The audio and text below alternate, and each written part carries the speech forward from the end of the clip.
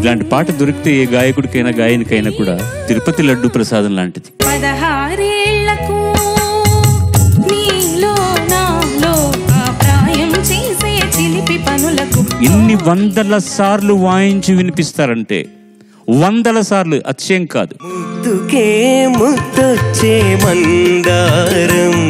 ఈ పాట నేను కీబోర్డ్ ప్లేయర్ గా వర్క్ చేయడం జీవితంలో మర్చిపోలేని మధురమైన బూత్. ముద్ద మందారం కడిగిన ముత్యంలా ఉంది పాట.